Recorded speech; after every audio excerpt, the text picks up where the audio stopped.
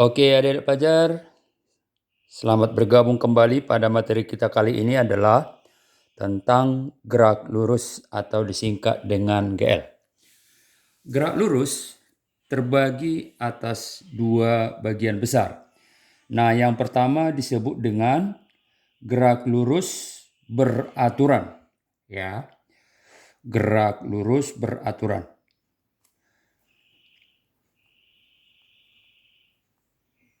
Kalau gerak lurus beraturan ini singkatannya apa? GL, GLB ya, gerak lurus beraturan, atau yang lazim disingkat dengan GLB ya, gerak lurus beraturan disingkat GLB. Nah, untuk GLB ya ada beberapa ketentuan yang harus dipahami adik-adik pelajar ya. Ada beberapa ketentuan yang harus dipahami. Apa itu? Nah, yang pertama harus diingat bahwa benda tersebut memiliki kecepatan atau yang kita lambangkan dengan huruf V yang selalu tetap atau konstan ya. Jadi kecepatannya benda tersebut selalu tetap atau konstan setiap saat. Lalu yang kedua apa? Karena kecepatannya tidak berubah, otomatis ya percepatan atau akselerasi yang dilambangkan dengan A itu tidak ada perubahan kecepatan baik pertambahan maupun pengurangan. Dengan kata lain, A sama dengan 0 adik-adik pelajar ya. Lalu apa yang ketiga? Sudah pasti sesuai dengan judulnya bahwa lintasannya berupa garis lurus ya. Diandaikan dia berupa garis lurus, lintasan berupa garis lurus. Nah, jadi yang tiga ini adik-adik pelajar jangan sampai lupa ya. Jadi seumpamanya kita gambarkan ada sebuah benda. Ini boleh-boleh saja kita buat dia berbentuk kotak ya. Nah, benda atau yang berbentuk kotak ini meluncur pada sebuah bidang datar licin ya. Nah, apa pengertian licin di sini nak? Pengertian licin adalah tidak ada gaya gesekan yang mengubah kecepatan benda atau yang memperlambat kecepatan benda ya. Nah itu. Sehingga kalau andaikan di sini kecepatannya dia V, maka setelah di posisi yang lain pun kecepatannya tetap sebesar V ya. Jadi nanti katakan dia sudah berpindah ya, misalkan dia sudah berpindah ke posisi ini misalnya ya, anak-anak pelajar ya. Nah setelah pindah kemari, maka sudah pasti benda tersebut menempuh jarak yang kita sebut dengan S. Nah ya, dengan kecepatan tetap dari titik awal sampai akhir, kecepatannya tidak berubah. Maka untuk detik tertentu, dia telah menempuh jarak sejauh S ya. Nah, rumus daripada jarak ya dapatlah dituliskan dengan yaitu S sama dengan kecepatan yang konstan tadi yaitu V dikali berapa lama dia bergerak ya dari posisi kiri sampai ke kanan ini. Ya, berapa lama itulah yang kita sebut dengan T ya. T itu lazimnya melambangkan apa? Waktu adik-adik pelajar ya. Oke, jadi dia bergerak selama T sekon atau T detik dari posisi kiri ke posisi kanan dengan kecepatan yang tidak berubah ya. Nah, lalu keterangannya dapat kita tuliskan ya bahwa di sini S itu apa? Jarak adik-adik ya, jarak. Boleh disebut jarak tempuh ya. Jarak tempuh. Boleh juga disebut perpindahan ya, sama ya. Jarak tempuh ataupun perpindahan. Satuannya apa? Satuannya meter ya. Lalu V itulah yang disebut dengan tadi apa? Adik-adik pelajar, kecepatan ya. kecepatan. Nah, kecepatan tentu adik-adik jangan sampai lupa pula satuannya. Apa itu? Meter per detik atau meter per sekon. Ya. Lalu terakhir di situ variabel apa? T ya. T itu apa? Waktu ya. Waktu yang dibutuhkan selama bergerak dari posisi kiri ke posisi kanan. Dalam satuan apa? Tentu detik atau sekon ya adik-adik ya. Nah, itu. Baik. Dengan demikian ya, setelah kita pahami dengan rumus atau persamaan ini, kita harus ingat pula ada grafik yang utama untuk GLB ini ya. Kita lihat grafik untuk GLB ya, gerak lurus beraturan. Kita perhatikan adik pelajar ya. Grafik yang pertama yaitu hubungan antara kecepatan dengan waktu. Nah, tadi kita katakan bahwa kecepatan itu tidak berubah ya, selalu konstan dari awal sampai akhir ya. Jadi kalau andaikan vertikalnya ini kecepatan dan horizontalnya ini adalah waktu T, maka grafiknya adalah seperti ini adik pelajar ya.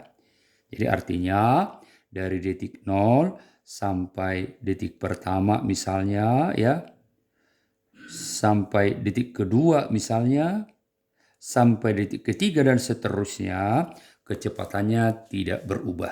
Nah itu ya. Lalu grafik kedua apa? Grafik kedua adalah hubungan antara jarak yang ditempuh yang kita katakan tadi apa? S. Terhadap apa? Tentu terhadap waktu ya. Jadi variabel ini selalu berhubungan dengan waktu atau berapa lama dia bergerak. Nah, kalau ini selalu linear adik pelajar ya. Jadi artinya semakin lama benda tersebut bergerak, otomatis jarak yang ditempuh juga semakin jauh. Misalnya detik pertama ya, maka ditempuh jarak sejauh ini misalnya ya. Detik kedua, maka jaraknya juga akan bertambah. Nah, itu artinya adik-adik pelajar linear ya. Oke, jadi waktu dengan jarak tempuh itu selalu linear adik-adik ya. Nah ini kira-kira grafik sederhananya ya. Masuklah kita ke poin kedua. Apa itu poin kedua? Yaitu gerak lurus berubah beraturan ya. Gerak lurus berubah beraturan. Jadi berubahnya beraturan, bertambahnya ataupun berkurangnya kecepatan terjadi secara beraturan. Misalnya bertambah setiap detik 2 meter per sekon atau berkurang setiap detik 2 meter per sekon. Nah itu sebagai contoh ya. Jadi bertambahnya ataupun berkurang itu beraturan setiap detiknya. Nah itu maksudnya ya. Kecepatan bertambah ataupun berkurang beraturan setiap detik. Ini lain singkat dengan apa? GLBB adik pelajar ya. Gerak lurus berubah beraturan. Nah, kalau tadi di GLB itu ada ketentuan, di sini juga sama ya. Ada 3 ketentuan utama yang wajib diingat adik pelajar ya. Apa yang pertama? Nah, yang pertama adalah justru kecepatannya berubah ya. Jadi kecepatan atau T adalah berubah ya, berubahnya secara beraturan ya. Berubah secara beraturan ya. Berubah beraturan. Itu kecepatannya ya. Jadi tadi kalau misalnya setiap detik bisa bertambah 2, bisa bertambah 3, setiap detiknya bisa bertambah 4 ya dan seterusnya. Lalu yang tidak berubah itu apa? Justru percepatannya atau akselerasi ya. Ini selalu tetap ya.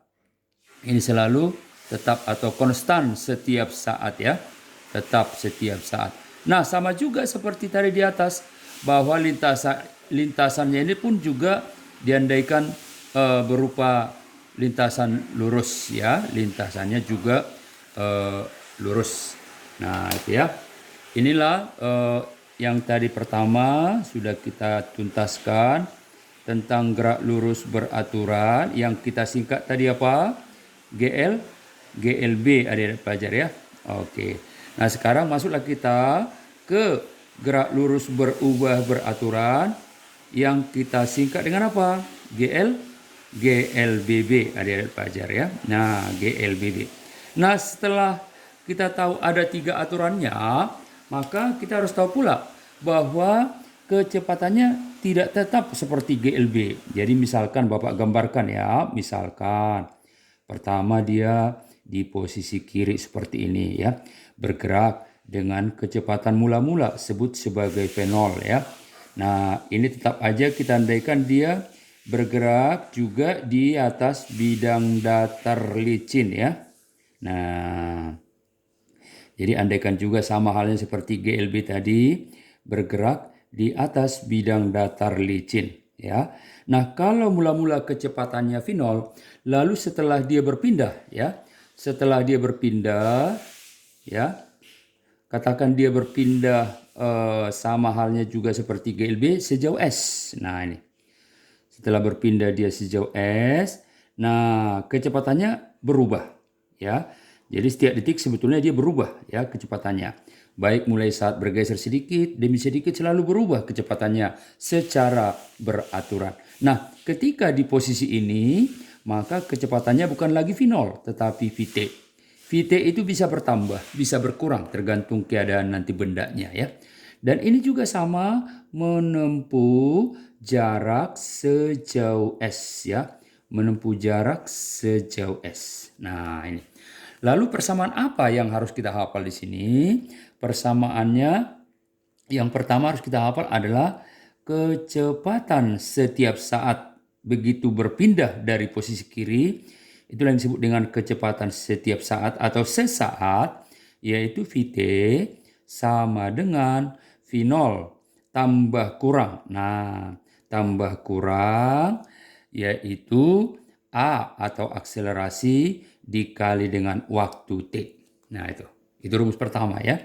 Rumus kedua apa? Rumus keduanya yaitu Vt pangkat 2 sama dengan, ini dihafal nanti ya, V0 pangkat 2 ditambah kurang 2 kali A kali S. 2 kali A kali S. Ingat tadi A itu percepatannya, S itu jarak tempuh ya. Oke, nanti Bapak tulis keterangannya ya. Lalu yang terakhir apa? Kan 3 rumus dasar ya. Jarak tempuh S sama dengan kecepatan awal V0 dikali dengan waktu ditambah kurang setengah dikali dengan A dikali dengan T pangkat 2. Nah, ini ya. Ini dia persamaan. Jadi ada 3 persamaan utama atau rumus utama untuk GLBB ini ya. Nah, kalau Bapak menyarankan, usahakan dihafal ya nanti ketika menghadapi ujian-ujian atau ulangan. Nah, kalau sudah rumusnya dihafal, itu sangat membantu sekali adik pelajar ya. Nah, ini. Nah, ya. Yang penting kalian ada kemauan untuk menghafalnya. Bapak yakin pasti bisa ya. Oke. Itulah 3 rumus untuk GLBB. Dengan keterangan ya, dengan keterangan V0 itu tadi apa? V0 adalah kecepatan awal ya. Kecepatan awal atau boleh disebut kecepatan mula-mula adik-adik pelajar. Dengan satuan apa? Dengan satuan meter per sekon ya. Lalu Vt tadi apa? Vt kecepatan sesaat atau setiap saat ya. Kecepatan sesaat atau kecepatan setiap saat ya. Nah, sesaat. Itu juga satuannya sama meter per sekon. Lalu A itu apa? A itu akselerasi atau percepatan adik pelajar ya. A itu percepatan ya. Percepatan itu apa? Pertambahan kecepatan maupun pengurangan kecepatan ya. Nah, itu ya. Jadi satuannya tentu karena bertambah setiap detik atau berkurang setiap detik. Maka satuannya pun berbeda menjadi meter per sekon berarti per sekon kuadrat. Lalu S itu apa? S itulah yang disebut dengan jarak tempuh. Adik-adik pelajar ya. Jarak tempuh. Nah ya. Jarak tempuh. Nah otomatis secara umum jangan lupa bahwa jarak itu satuannya adalah meter ya. Lalu ada yang terakhir apa? T kecil. T kecil itu apa? Waktu ya. Nah, waktu selama bergerak. Tentu dalam hal ini satuannya secara internasional adalah sekon atau detik ya. Lalu ada ketentuan yang harus adik-adik ingat. Apa itu? Yang pertama, jika nanti di soal yang kamu hadapi ya, ternyata kecepatan akhir lebih besar dibandingkan dengan kecepatan awal, maka disebutlah dalam hal ini yaitu terjadi percepatan ya. Terjadi percepatan. Maka kalau terjadi percepatan diberi tanda plus. Makanya tadi di persamaan ada plus minus, ada di pelajar ya. Berarti tanda plus buat apa? Buat A-nya ya.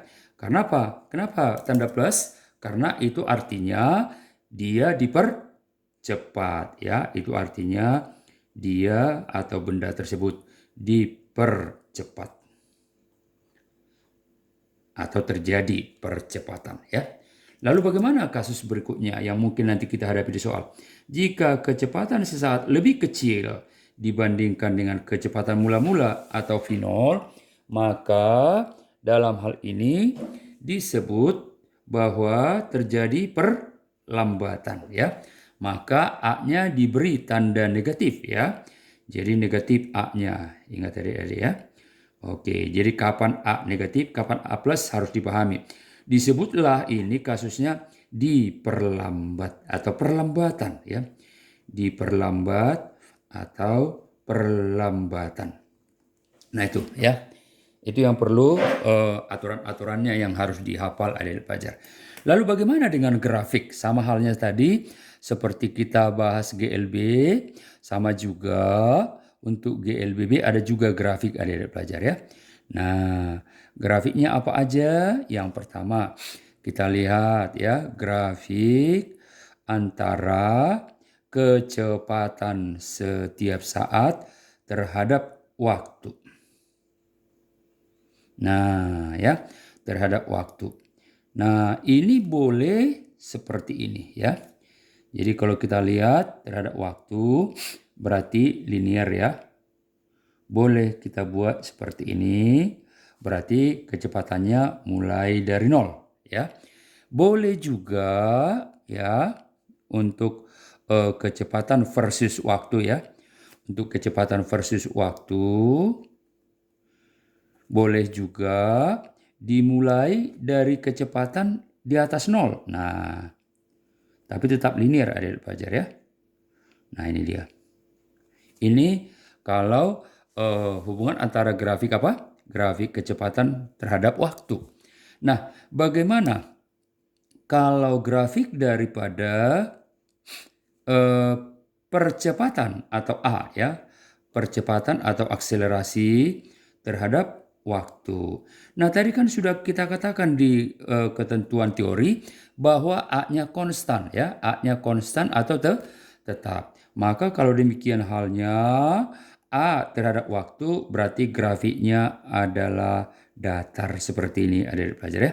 Artinya percepatan di detik pertama sama dengan percepatan di detik kedua dan sama dengan percepatan di detik ketiga dan seterusnya. Nah, itu artinya ya. Oke. Lalu bagaimana pula dengan kalau terjadi percepatan ini tadi ya. Bagaimana kalau terjadi pengurangan kecepatan? Nah, ini grafik yang dua di atas ini sama-sama terjadi pertambahan kecepatan. Bagaimana Pak kalau terjadi pengurangan kecepatan? Tentu ada bedanya dong. Nah, kita lihat adik pelajar dengan cara seksama ya. Nah, ini versus waktu. Maka nanti kalau terjadi pengurangan kecepatan ya, boleh dia grafiknya menjadi seperti ini adik-adik pelajar. Nah, dari kecepatan tinggi ya berkurang setiap detiknya ya. Nah, ini berkurang lagi untuk detik berikutnya, kira-kira seperti itu ya. Itulah kira-kira grafik-grafik nanti yang akan adik hadapi di soal-soal. Baik, sampai di sini semoga dapat dipahami dengan sebaik mungkin. Sampai jumpa pada materi berikutnya.